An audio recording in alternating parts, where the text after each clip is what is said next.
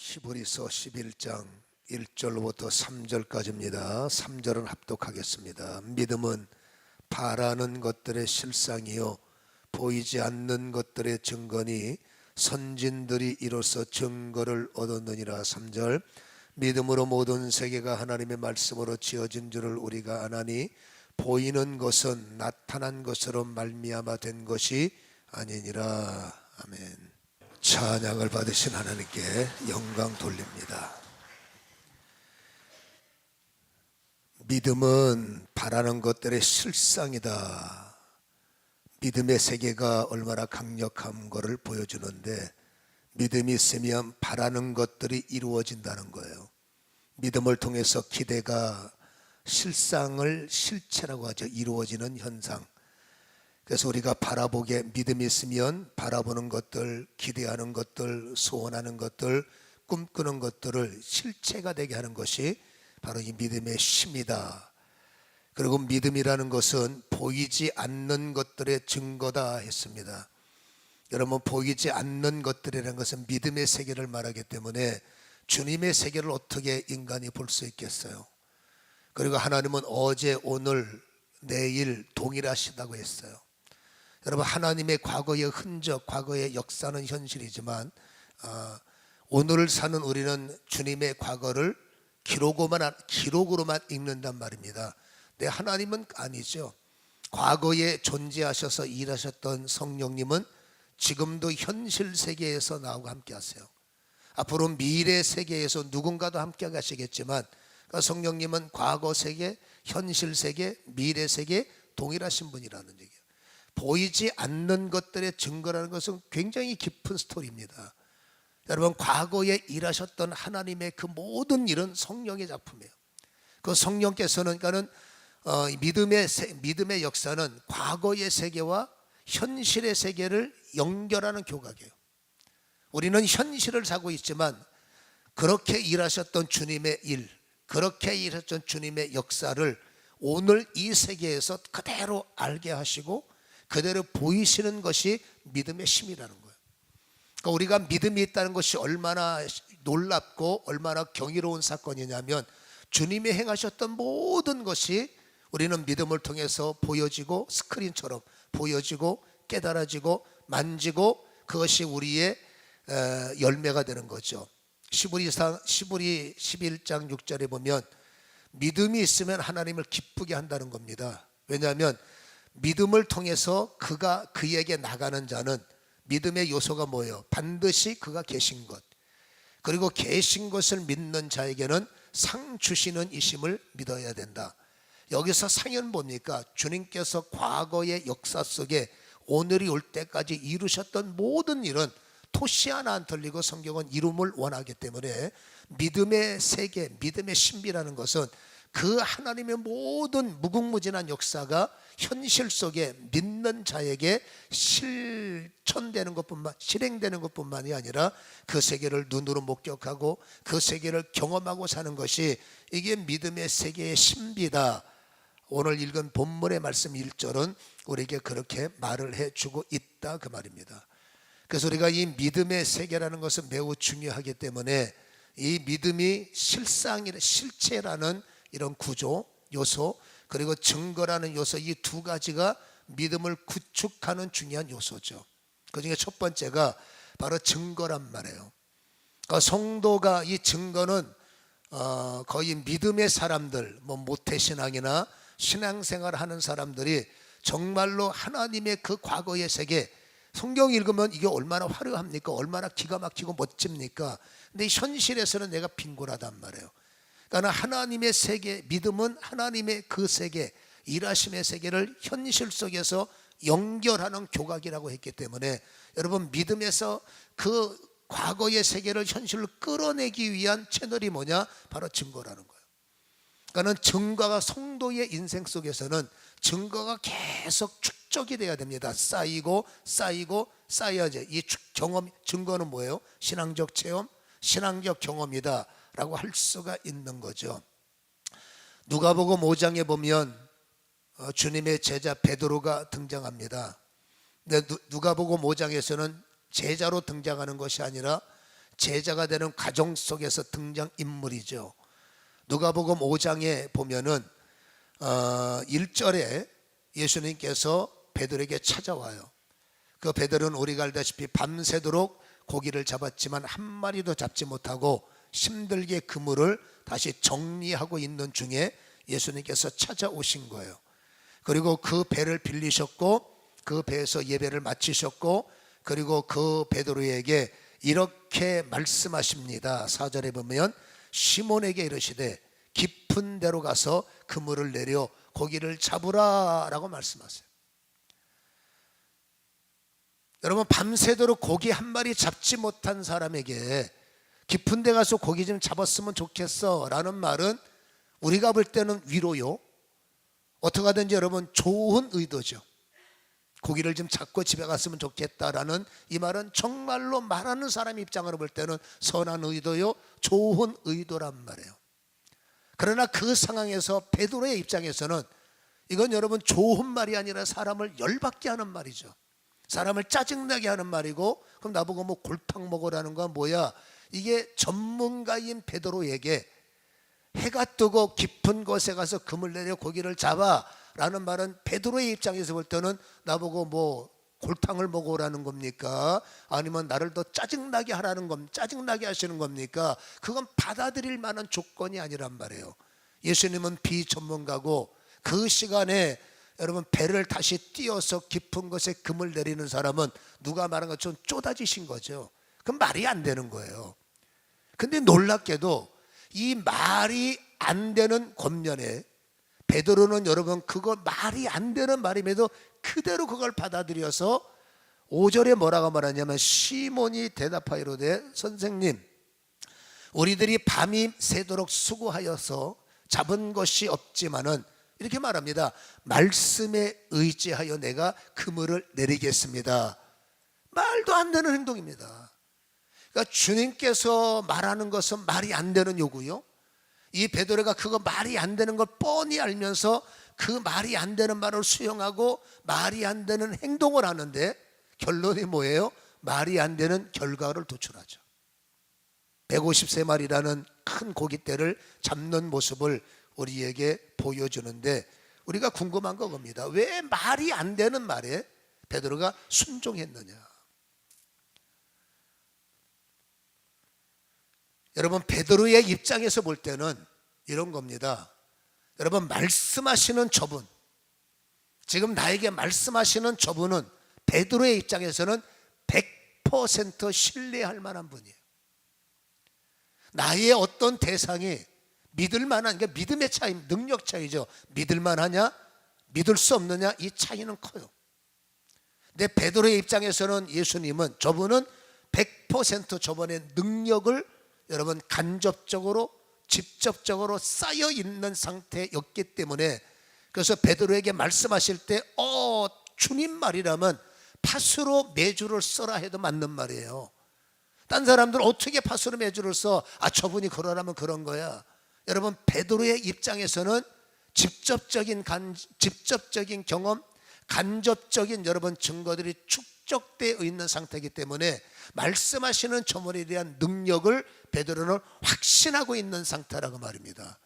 그랬기 때문에 상식적으로 납득이 되지 않는 말이지만 베드로는 그 말을 받아들여서 말이 안 되는 순종을 했고, 결국 그 결과는 말이 안 되는 있을 수 없는 기적을 나타내는 현장이 누가복음 5장 1절부터 6절까지 말씀이란 말이에요. 여러분, 누가복음 5장을 제가 강조하는 것은 누가복음 5장이 올 때까지 예수님의 활동상을 기록하고 있어요. 누가복음 4장 38절에 보면 베드로 당사자가 혜택을 봅니다. 베드로의 장모가 열병을 앓았는데 아마도 여러분 이 약을 먹이고 저 약을 먹이고 온갖 의원들에게 보여도 고쳐지지가 않는 거예요. 그런데 놀랍게도 예수님께서 그 집에 들어오셔서 당신의 장모 손을 잡아주셨고 기도하셨는데 현장에서 그 듣지 않던 열병이 떠나가는, 이건 베드로에게 놀라운 경험이죠. 야, 저분 진짜 대단하신 분이구나. 저분 세상도 움직일 수 없는 질병을 저분은 손 한 번 잡았다고 고침받네. 그러니 베드로의 입장에서는 이게 얼마나 강력한 경험이고 얼마나 강력한 증거가 쌓이는 겁니까? 그리고 여러분 누가복음 4장 40절과 41절에 보면 해질 무렵에 사람들이 온갖 병자를 데리고 나오매 예수께서 일일이 그 위에 손을 얹으사 고치셨다라고 말했어요. 여러분, 베드로는 직접 당신이 경험한 사람이고 계속 소문은 들려오는 겁니다. 장님이 눈을 떴고 이런 사람 고침받았고 저런 사람이 주님께서 뭐 안수하시고 뭐 이랬고 저랬고 이래서 고쳐졌다 저래졌다. 그러니까 베드로의 귀에는 뭡니까? 나도 봤는데 그분 대단해. 나도 경험했는데 그분 놀라우신 분이야. 그분 보통 분이 아니야.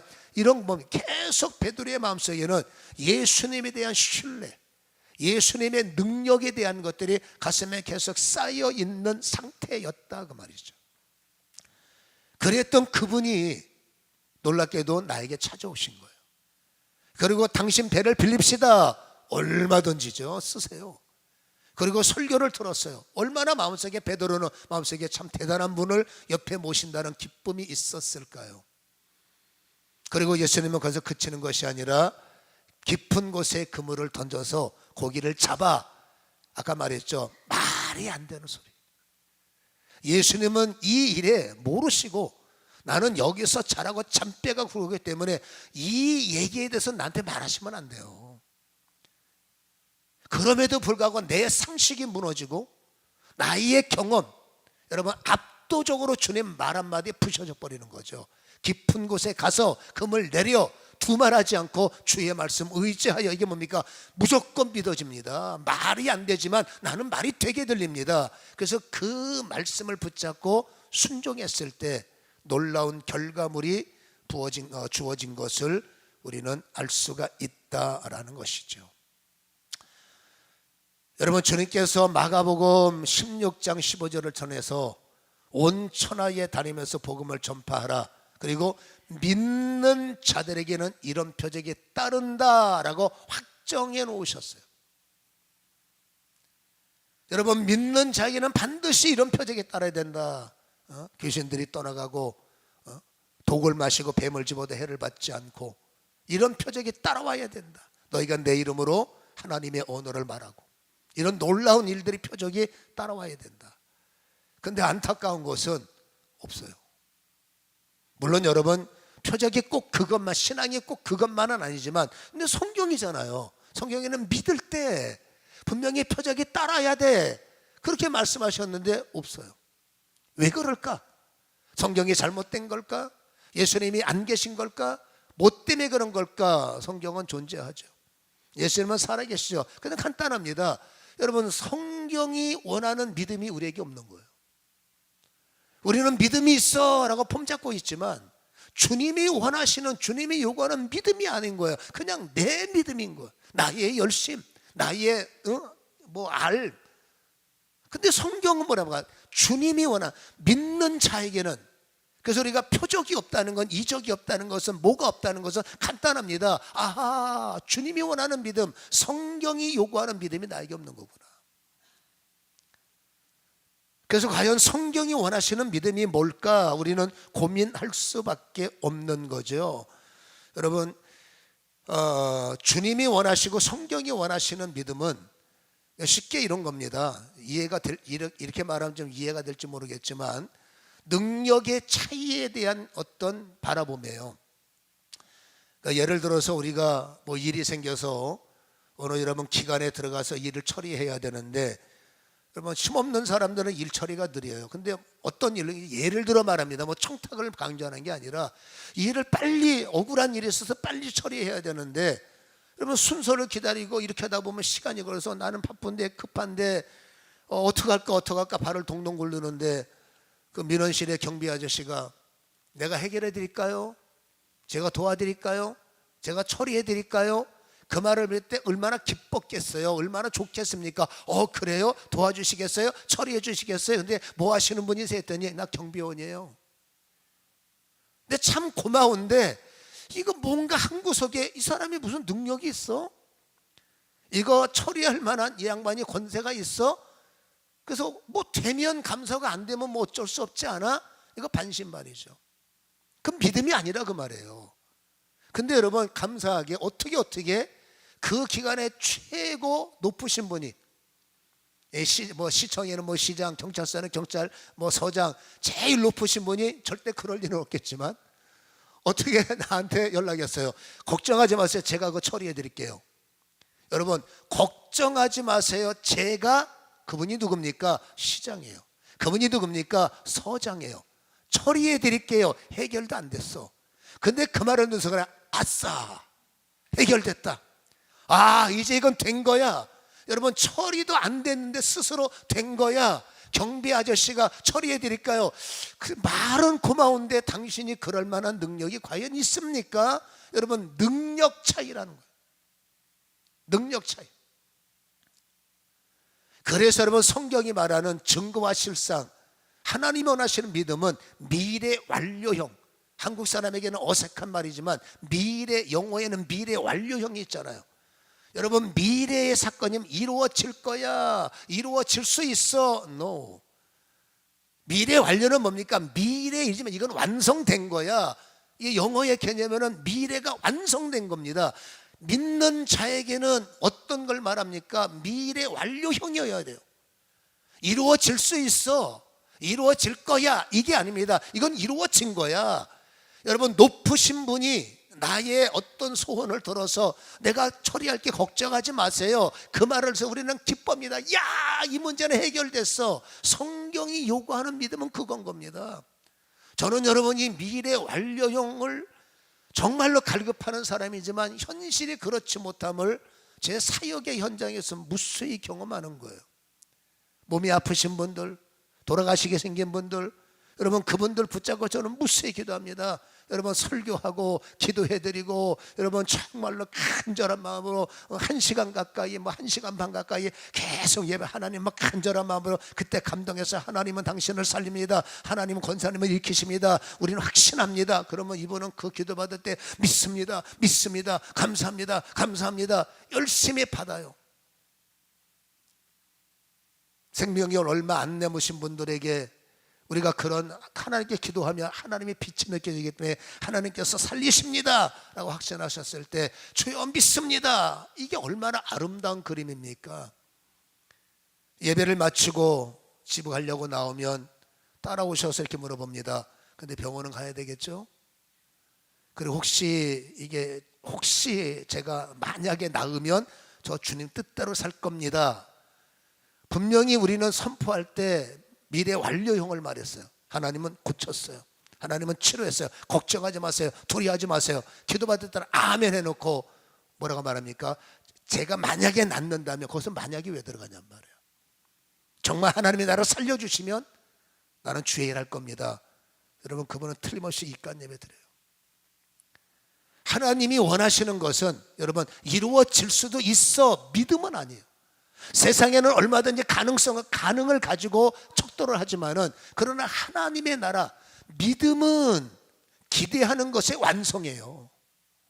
믿음은 보지 못했지만 그때도 그랬던 것처럼 하나님의 이룸의 세계가 믿음이라는 채널을 통해서, 믿음이라는 통로를 통해서 이 땅에 완성시키는, 미래가 완료되는 거, 기도가 응답되는 거, 하나님의 회복이 완성되는 것이 이게 하나님의 믿음의 세계다 그 말이죠.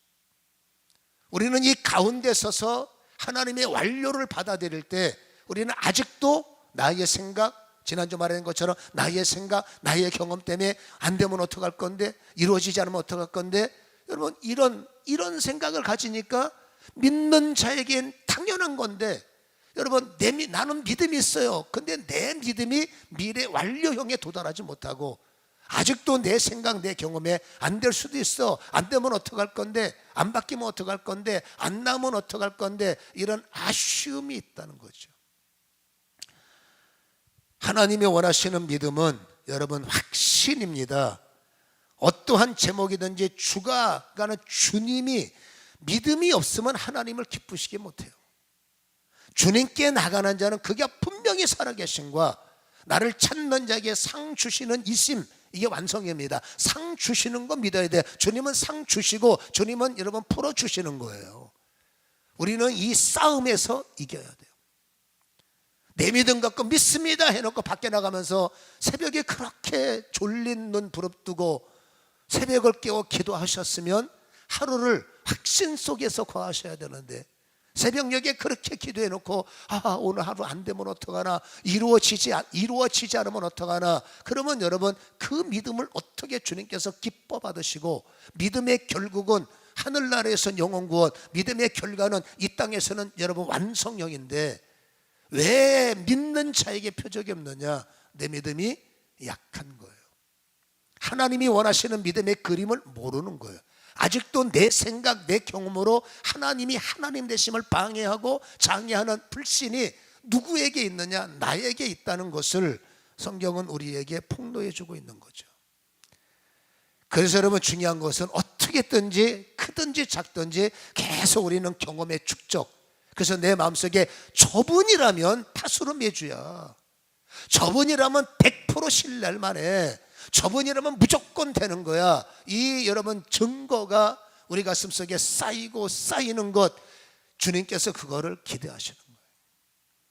살다 보면 수 없는 기도 제목이 생기고, 살다 보면 말도 안 되는 일이 벌어질 때 우리 인생을 탓하지 말고, 여러분 그 일을 통해서 주님은 일하실 걸 우리는 확정하시고, 그 일이 이게 기도하고 주님과 함께 하니까 되는구나, 이거를 여러분 잘 이해하셔서, 그리고 그런 경험들이 쌓일 때에 어느 날 주님께서 말씀을 주시고 어느 날 주님께서 나에게 선포하실 때, 주님이 아무리 말을 해도 내가 흔들리는 타켓이라면, 흔들리면 표적이라면 관역에 완성하기가 어려운 거죠.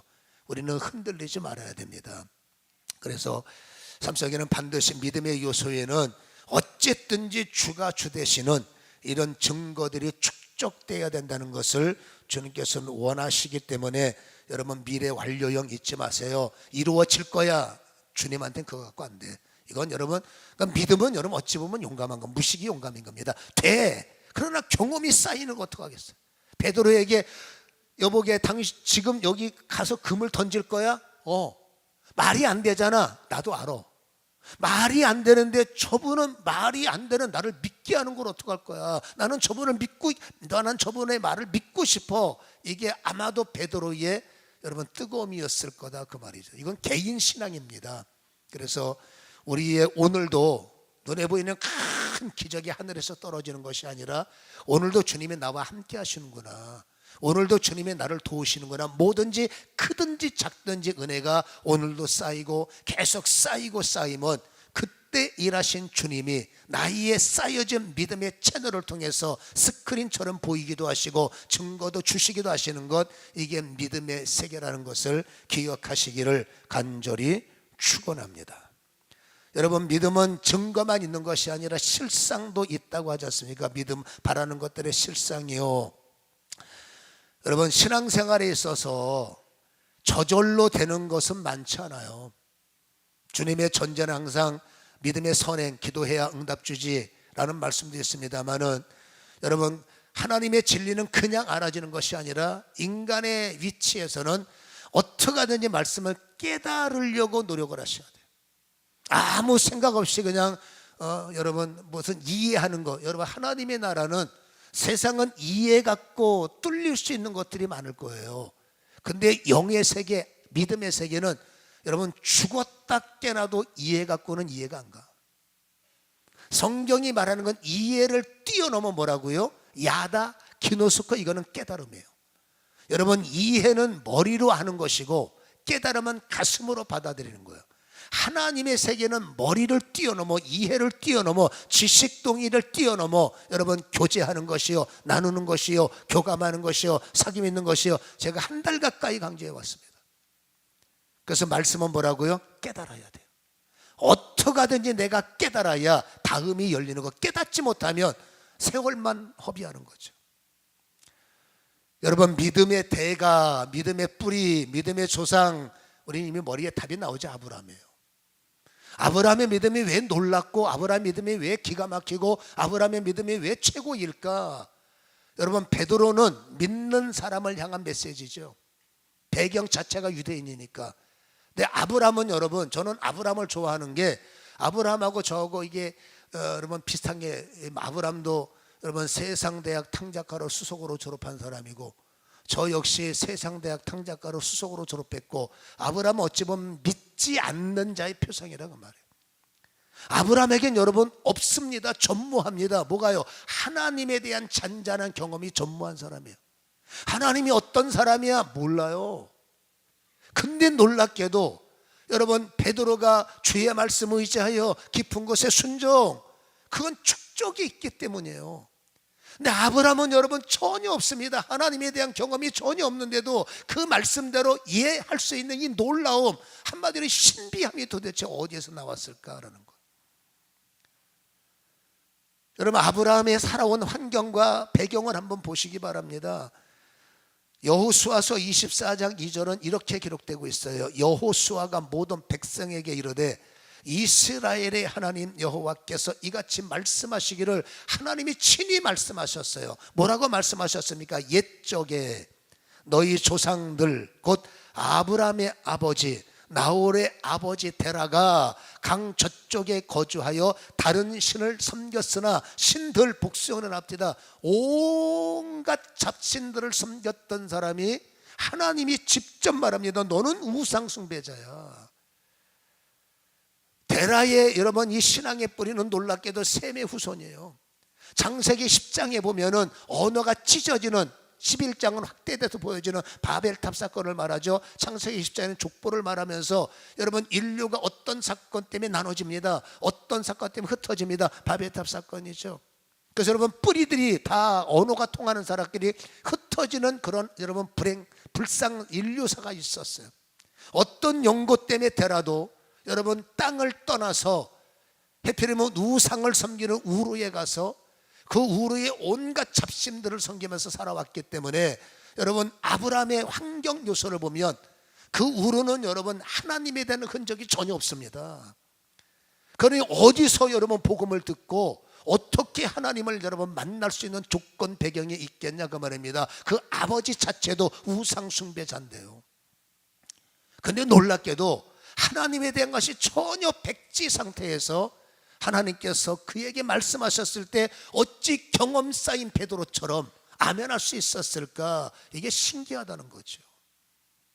참 놀랍다는 거죠. 근데 성경을 잘 읽어보면 항상 답은 있어요. 아, 그랬구나. 아브라함이 어떻게 경험이 전무한 상태에서 하나님 앞에 인생 운명을 걸 수 있었을까? 사도행전 7장은 답을 힌트를 줍니다. 2절에 보면 여러분 스데반이 이르되, 여러분 보세요. 스데반하고 아브라함의 시대는 거리가 있어요. 그러나 믿음의 세계는, 믿음의 키를 가지면, 믿음의 은혜를 받으면 아까 말했죠. 과거, 현재 연결고리예요. 그때 일하신 성령님은 나의 성령님이에요. 시대만 지나갔지만 여러분 우리나라에도 연세가 100세 이상 사신 분들 계세요. 그분의 어릴 시절을 들어보면 이게 별천지 얘기하는 거죠. 어느 시대 얘기하세요? 근데 그거는 여러분 당신이 살아온 인생이기 때문에 젊은 사람들 그 얘기 들어보면 재밌긴 재밌는데 참 그랬어요. 그러나 여러분 그분은 그 시대를 살아오신 경험을 말한단 말입니다. 여러분 성령은 마찬가지죠. 아브라함의 시대 때 아브라함을 주도하신 분이 하나님이요 성령님이시기 때문에 그 성령께서 스데반에게 그때 있었던 일을 여러분 보여주시고 증거해 주시는 거예요.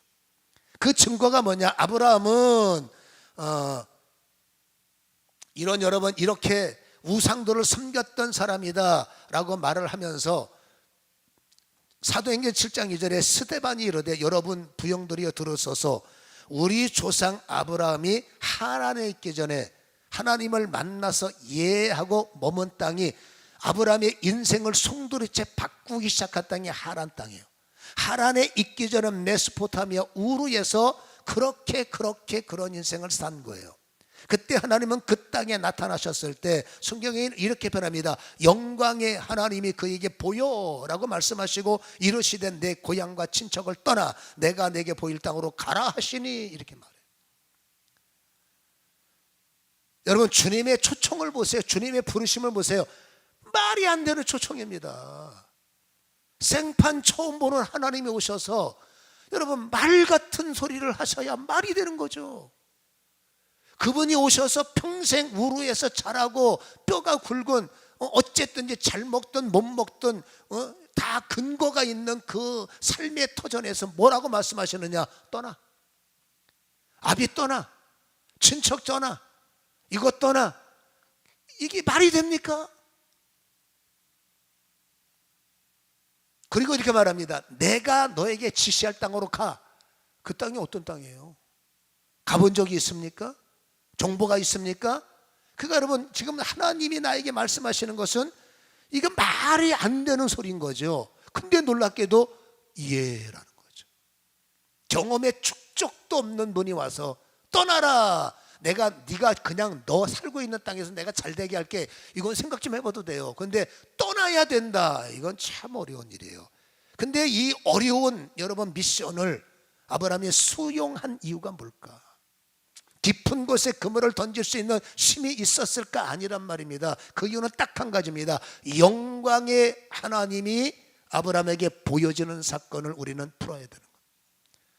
여러분 영광이라는 단어를 꼭 써야 하는 이유가 뭘까? 하나님께서라고 해야 되는데 아브라함에게 영광의 하나님이라고 말했습니다. 여러분 영광이라는 단어는 해석이 너무나 방대합니다. 그러나 그 영광은 문자 그대로 빛입니다. 하나님은 빛이요, 하나님은 의요, 하나님은 해요. 하나님은 몇 번에 아멘 할 건데요? 하나님은 의요, 하나님은 태양이요, 하나님은 빛이요, 하나님은 어둠이 아니라 바꾸시는 분이에요. 그 영광의 하나님이 아브라함에게 보였다는 겁니다. 막연하게 들은 것이 아니라 내 눈에 하나님이 증거, 하나님의 실상, 하나님의 실체, 여러분 현현 나타나신 거예요. 아브라함에게 하나님께서 나타나셔서 영광이라고 그랬죠. 영광은 뭡니까? 그분 대신 영광의 빛으로 아브라함을 장악하시고 감싸주시고 덮어주셨다는 겁니다. 느껴지는 게 없으십니까? 한 사람이 예수를 잔인하게 여러분 대항해서 교회를 세상말로 박살내고 믿는 자들 죽여버리고 옥에 가두기 위해서 살기등등한 혈기등등한 눈을 갖고 다메섹 도상으로 달려갈 때 영광의 하나님이, 영광의 예수님께서 그에게 빛을 둘러덮어 사울아 사울아 기억나십니까? 그 영광이 얼마나 강력했던지 바울은 한 걸음도 전진할 수 없었고 오히려 기고만장한 교만의 안장에서 그는 굴러 떨어졌습니다. 한 걸음도 전진할 수 없었습니다. 눈도 뜰 수 없었습니다. 하나님의 영광이 그를 돋는 순간에 하나님은 그를 두들기기 시작했어요. 하나님은 그를 제압하기 시작했어요. 세상 말로 하나님께서 그를 박살냈습니다. 눈도 멀게 하셨고 내 맘대로 가지 못하게 만드시고 먹는 것도 내 맘대로 못 먹게 하시고 말씀만 먹게 하시고 영광만 보게 하시고 그 앞에서 꼼짝 오도 가도 못하고 여러분 꼼짝 못하는 그 순간 우리는 기억하시죠? 그래서 신앙의 가장 기초는 곧고라짐이 필요합니다. 곧고라져야 새로워지고 곧고라져야 변화되고 내 발로 걸어가는 사람, 나 살겠다고 다니는 사람은 절대 주님이 시작을 못하세요. 곧거라지고 깨지고 내심이 소멸되고 점찍어 이제는 내가 살 수 없는 상태, 내 안에 그리스도가 사는 상태가 되어야 이제 시작이 됩니다. 이거 기억하시죠? 아브라함에게도 여러분 바울처럼 동일한 일이 있었음을 사도행전 7장 2절은 우리 성령께서 스데반을 통해서 똑같은 사건이야라는 것을 폭로해주고 계신다라는 거죠.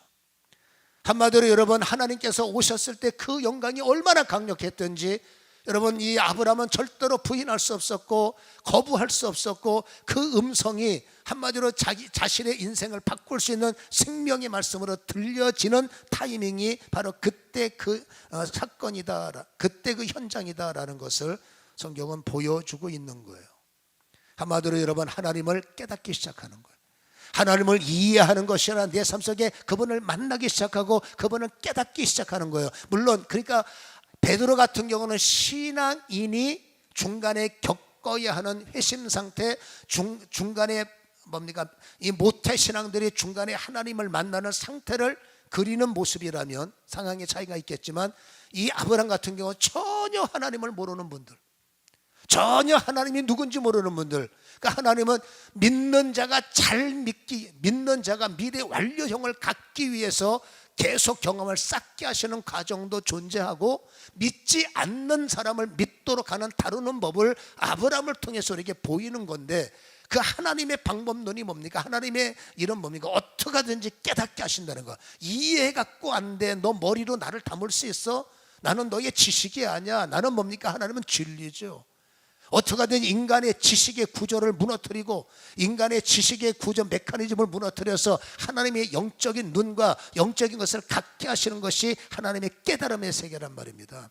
물론 여러분, 그 깨달음조차도 다니엘 10장에 보니까 깨달음의 빛에 놀라서 도망친 사람 다니엘만 바보처럼 멍서 있다가 하나님의 은혜를 맛봤고, 머리 좋은 사람들은 아이고 도망쳐버리는 경우도 있었고요. 다음에 셋도상에도 바울 혼자만 있었겠습니까? 많은 자들이 있었잖아. 그들은 여러분, 아이고 저거 나하고 상관없어. 내가 마음 닫아버리면 하나님 아니라 하나님 어떤 것도 본인이 살아있는 자유의지를 갖고 안 믿으려고 작심하면 방법이 없는 거예요. 안 들으려고 결단하면 이길 수 없습니다. 인간은 살아있는 동안에 자유의지는 강력하기 때문에, 자유의지의 하나님은 말씀하셔서 너 받아들일 거야? 안 받아들일 거야? 안 받아들이겠는데 그러면 여러분 도리가 없는 거예요. 하나님의 믿음은 받아들이고 이해를 뚫고 여러분 깨달음의 문을 열어서 하나님의 세계를 인정하고 하나님의 세계를 존중하려고 하는 그 나의 의지가 열리고 오픈되는 순간부터 하나님의 말씀은 위로가 되고 하나님의 말씀은 보장이 되더라, 그 말이에요. 여러분, 아브라함이 하나님의 영광의 빛을 깨달아 뭔지 모르지만 이건 보통이 아닌 거죠. 뭔지 모르지만 이건 받을 만하다는 거죠. 뭔지 모르지만 이건 이해할 만한. 왜냐? 하나님의 말씀이 처음에는 말이 안 돼요. 근데 잘 들어보면 그보다 좋은 말이 없는 거예요. 그게 깨달음이라는 거예요. 여러분, 아브라함 같은 경우 보세요. 하나님이 우리를 찾아올 때 내놔 아니죠. 너 네 손에 금을 내놔. 뭐 먹고 살라고요? 내가 네 그물이 됐겠죠. 제자들에게 하는 말입니다. 손에 그물을 내리고 나를 따라라. 내가 네 손에 사람 낚는 그물에 힘을 주리라. 뭔가 주님 앞에 내 경험을 포기할 때 주님은 나에게 더 강력함을 주신다는 의도 아니겠어요? 여러분, 주님께서 떠나라 그러면 내가 네 인생 책임지게 하시면서 몇 가지 세상에서 듣도 보도 또 책임져 질 수도 없는 말들을 주님께서 선언하는데 그게 깨달아지는 거예요. 주님께서 창세기 12장에 보면은 여러분 2절에 내가 너로 큰 민족을 이루고 라고 말해요. 여러분, 베드로는 지금 무자해요. 아브라함은 무자해서 자식 하나 두는 게 소원이지만 이제 소망이 없어요. 근데 하나님께서 제일 먼저 가슴에 박힌 못을 빼주는 분이 하나님이라. 내 인생의 가장 아브라함의 고통은 여러분 그 시대 배경에서 무지하게 사는 것만큼 아픈 게 어디 있겠어요. 근데 이분이 오셔서 하시는 말씀이 내가 네 가슴에 못 빼줄게. 누구도 할 수 없는 거 내가 열어줄게. 너 자식 하나 갖고 되겠니? 여러분, 큰 민족을 이룰게. 이루어지든지 안 이루어지든지 그게 중요한 게 아니라 이게 얼마나 아브라함에게 모처럼 만의 소망의 소리고 모처럼 만의 가슴 시원한 소리입니까? 저분만이 나의 상처를, 저분만이 나에게 정말로 원하는 해답을 주시는구나. 큰 민족을 이루겠다. 여러분, 남의 땅에 들어가서 밥 먹고 사는 사람이 무슨 고개 들고 살겠습니까? 근데 주님께서 모처럼 만에 속 시원한 소리를 주님께서 해주시는 겁니다. 뭐라고 말합니까? 네 이름을 창대케 하리라.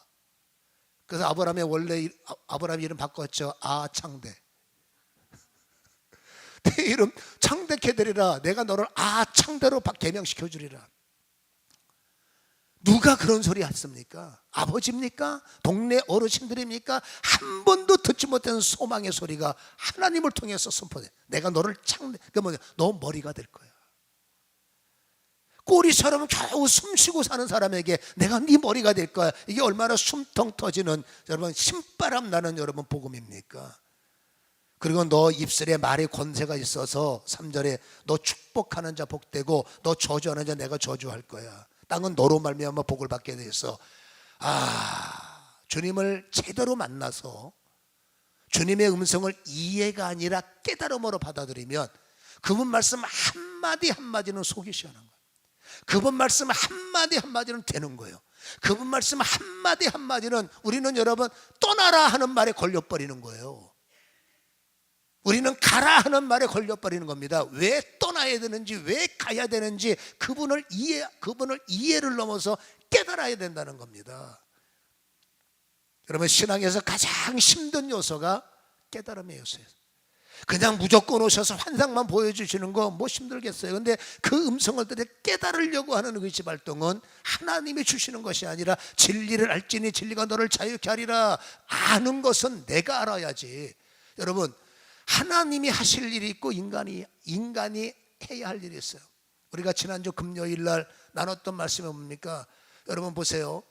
우리 속에 굳은 마음을 제하고 새 마음을 주고 새 영을 주어서 너희의 굳은 마음을 제하리라. 새 영은 작은 스피리트, 인간의 영을 바꿔서 내 영을 너에게 두어. 이 내 영은 대문자 스피릿, 성령이란 말이에요. 이 성령께서 인간에 죽어있는, 인간이 하나님을 모르는 영을 회복시켜서 새 마음을 주려면 굳은 마음을 제거는 축사의 용어예요. 여러분, 이거를 제거해야 되는데 이 제거는 죄송하지만 사람이 죽었다 깨어나도 안 돼요. 마음 좀 고쳐먹자. 아이고 작심삼일. 인간의 힘으로는 절대로 내 굳은 밭, 길가밭, 돌짝밭 작심은 할 수 있고 결단은 할 수 있지만 되게 하는 완성은 주님이 하시는 거예요. 여러분, 그래서 우리가 성경에 있죠. 성령을 주시는 이유, 내 신을 너희 속에 두어 내 율례를 지키게 하고 내 신을 너희에게 두어 나의 규례를 지켜 행하게 하리라. 여러분, 이런 겁니다. 또 말합니다. 죽었다 깨나도 안다는 게 있습니다. 하나님 말씀을 지킨다고요? 내 의지 갖고? 하나님 말씀을 따라간다고요? 내 신 갖고? 안 돼요. 인간이 할 수 있는 유일한 건 딱 한 가지입니다. 회개하는 것. 여러분, 회개는 하나님이 해주시는 게 아닙니다. 용서는 하나님이 해주시지만 잘못했어요 깨닫는 회개는 내가 하는 거예요. 언제 깨닫느냐? 죽게 생기면 깨달읍니다. 사는 게 힘들고 사는 게 힘들면 자동적으로 아이고 죽겠네. 아이고는 뭡니까? 나는 간다, 죽으러 간다. 그때 깨달아서 아이고 하나님을 찾는. 여러분, 살만하고 될만하고 괜찮으면 하나님 안 찾아요. 어렵고 괴로울 때 하나님을 찾는 거죠. 그래서 여러분, 깨닫고 회개하는 것은 하나님이 해주시는 것이 아니라 우리 편에서 이해하려고 받아들이려고 여러분 애쓰는 노력은 우리 편에서 하는 것이고, 우리가 받아들이고 애를 쓸 때 여러분 하나님은 굳은 밭 제하시고 축사도 주님이 하시고 말씀을 깨달아서 따라갈 수 있는 힘도 인간에게 주는 것이 인간의 의지가 아니라 여러분 말씀을 받은 바로 하나님의 작품이라는 것을 성경은 말해주고 있다는 거죠. 그래서 믿음은 반드시 두 가지가 일어나야 됩니다. 경험이 쌓여야 돼요. 계속 증거가 쌓여야 되고, 두 번째 증거 속에 계신 하나님을 어떻게 하든지 이해를 넘어 깨닫기 위해서 우리는 모든 것을 동원해서 하나님을 알고 하나님을 따라가는 이런 여러분 믿음의 제자 훈련이 일어나야 될 줄로 믿습니다. 이 두 가지의 의도를 좀 잘 이해하시고 여러분 주의 말씀 따라가시려면 계속 하나님이 하나님 되심을 축적하시고 그분이 왜 나를 성도를 삼으셨는지 의도 이상의 깨달음을 가지시기를 주님의 이름으로 축원합니다.